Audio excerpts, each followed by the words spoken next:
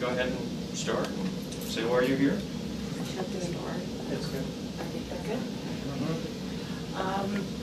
Well, I'd like to begin by thanking so many people. There is not enough time to thank them all here today, but the first responders were amazing and saved so many lives, certainly my daughters. Some of them have become kind of part of the family now. I've become very close to them, and the words are just so inadequate to thank so many people. How do you thank someone for saving your child, you know? But they are true heroes, and I will forever be grateful to them. The people at University Hospital have been amazing. The doctors, the nurses have provided supreme care for Farah, and again, are just angels. And she would not be here were it not for their expertise and for all that they did, their dedication. Everybody here, really, the ICU, the surgeons, the nurses, even the janitorial staff has asked how she's doing, wanted to know, shown concern and care. It's been amazing. I'm referring to notes because there's so many people. Of course, I want to thank everyone who has sent out prayers. I think that has a huge amount to do with how well Farah is recovering. She has still got a long road ahead of her, but the doctors and nurses here are calling her their little miracle patient. Number one, that she survived to begin with, and number two, that she is doing so well in her recovery. Would like to thank Victoria Albright, my dear friend, for setting up the donation site, for so many kind people who donated, and we are so thankful for that as well. In the future, we'll be writing a letter that I intend to make public to more fully express my thanks to people, because we don't have much time here today, but the generosity, the kindness, the concern, and the care of so many people is so deeply, deeply appreciated.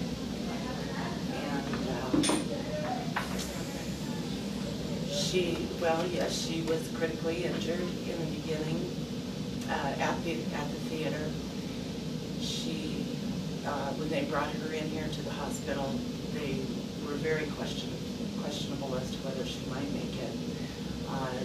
As best the doctors can assess, she was hit by an explosive in her left side, and either hit by a large piece of shrapnel or shot in her left leg.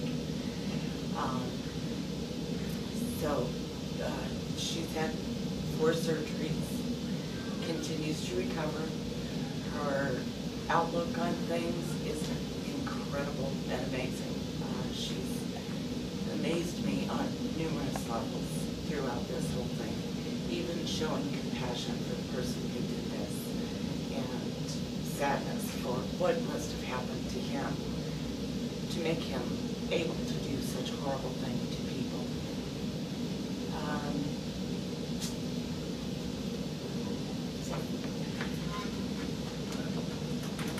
Actually, the only thing I'd like to add is Heidi really covered the whole thing, but the officers.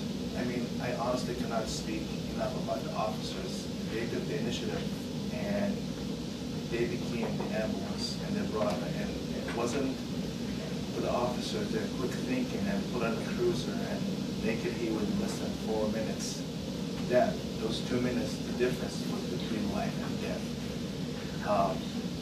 They work like a paramedic. I mean, we always criticize the cop, they always hear about the bad things about the police officer, but this is a chance to really, not just for us alone, just for the whole community to thank them. There were so many lives were saved because of them. They all became her buddies and brothers. As a matter of fact, there was one night, there was more than 12 officers came over here to find closure from all the tragedy that they saw at the theater. and some of them can't sleep. And by talking to Farah and see her high spirit, it kind of lifted them up a little bit, and it just gave them something really to look forward to.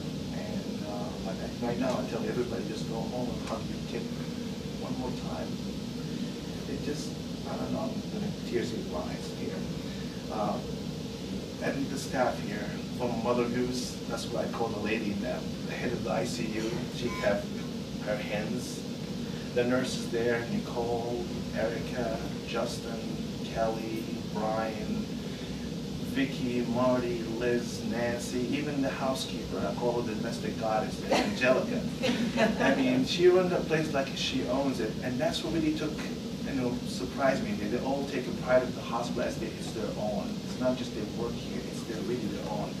I don't want to forget a lot of names like Kelsey, I mean, on the 9th floor, and Kimberly, and God, I'm forgetting a lot of names, and there's a whole list of them, man. I don't want to hurt anybody's feeling, but they're all wonderful, from the doctors. The lists go on and on and on and on. And of course, I don't want to forget the people that really prayed for Farah. And they were kind enough to send us their prayers, their donation, even just little thoughts, just we love you. And that alone helped her keep her spirit up there and recover the way she is. It's so hard to explain the gratitude I have for everybody here. It's overwhelming. It really is. So, I don't know. Just what an amazing group. It really is an amazing group. And every time I go home, I'm just thinking about, if it wasn't for the quick action of everybody around, I wouldn't be sitting here talking about the recovery. We'd probably be talking about something else. But thank God for that.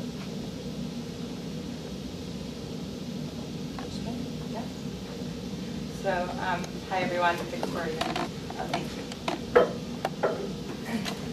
My name is Victoria Albright, and I want to thank Dan Weaver and the University of Colorado Hospital for hosting this press conference today, and thank you very much, the media, for attending. It's amazing, we're sitting here, and it was only 4 weeks ago that we were sitting up in ICU crying and holding hands and praying for Farah and all of the other families and victims who we met and got to know over, those first 3, 4, 5 days. And it's been an amazing journey since July 20th, when our friend Lisa called me early in the morning and notified me that Heidi had called her and told her. And of course, every one of Heidi's and Sam's dear friends came immediately. And most all of us stayed for the next 3 to 4 to 5 days. We were here nonstop to support them. I'm so moved by the overwhelming kindness and care, love, support, and light that is shining from the hearts of so many people from all over the world who care about Farah and everyone else who's been injured in this tragedy. It's amazing how when you do the right thing, things just come together naturally, and we kind of feel that that's why we're sitting here today. And so I just want to talk about how simple it was for me to set up the funding site. So when we were here, and I asked Heidi if she minded if I set up a fundraising site for Farah to help with some of the bills, she agreed, and I set it up that evening.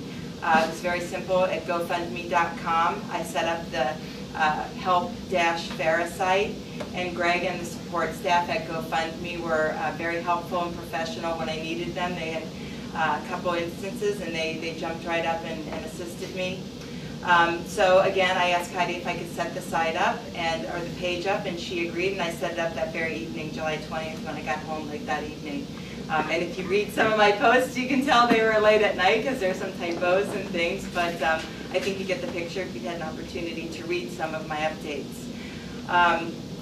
And within 3 days, we had $37,000. We were amazed. Within 3 days, we had $37,000, and we were thrilled.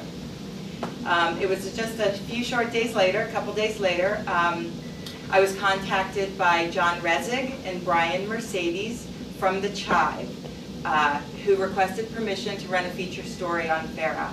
I spoke with Heidi about their request, and she agreed that it'd be a great opportunity to raise additional funds to help Farah. The Chive's an organization that was founded in 2008, and they've grown to become a worldwide phenomenon, loved by millions. They're known as having probably the best website in the world. The Chive is the largest photo blog and one-stop shop for kind of viral photos and videos. Their website is thechive.com, and they receive more than 30 million visits per month. But more than that, the Chive is a community of people who care, share, and give. And their mantra is KCCO, keep calm and chive on. And I received a text from Brian Mercedes from the Chive the morning they were going to go live with the story, notifying me that the story was going to go live in 2 minutes and to get ready. It was within the next 6 hours that we raised approximately an additional $100,000. I was like, really? Wow. And it broke a record for GoFundMe.com for the most money raised in 24 hours, let alone 6 hours. And I'm like, really? Yeah, that really happened. I mean, I was just so amazed. So it was the Chive together with the generous donors from all over the world, and they've thus far donated over $160,000. And I personally am so humbled by the public's generosity, and I thank them for putting their trust in me, because they didn't know who I was. I was just a friend of Heidi's who started this website, and I continuously said I was going to do the right thing and turn this money over to Farah as beneficiary, and again, that's why we're here today. I want to personally also thank John and Brian from the Chive for their gracious invitation, for their fundraising efforts for us, and their support is so appreciated. As the Chive members say, again, keep calm and chive on, and I repeated that phrase so many times over the past month, and I personally know how comforting and encouraging those words can be. I want to thank the gracious donor who wishes to remain anonymous, who retained Michael Smink to draw up the Farah Soudani Irrevocable Special Needs Trust. And finally, I want to thank my dear friend of nearly 20 years, Jack Butler. He's my co-trustee, and I thank you for your friendship, your guidance, your expertise in just about everything, and you know I love you forever. Thank you so much. Almost finished. I've been here to support Heidi, Farah, and Sam, and have been here at the hospital many, many, many times over the past 4 weeks.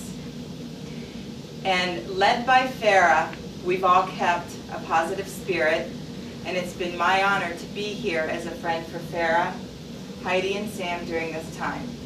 I'm so happy and relieved that these funds are now available to assist with Farah's care.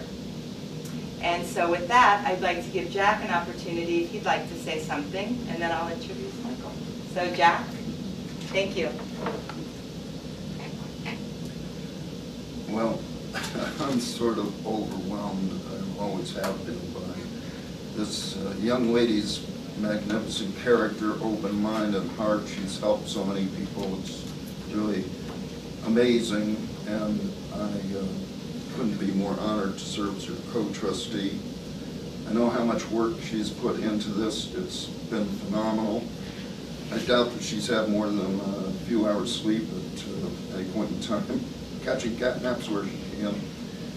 And there's an angel, and we need legions of these angels in this era of violence being promoted by all sorts of films and, of course, these games. That I'm the one to say that I think that this is a major turning point, I hope, incidents like this, and what we're putting out to our kids.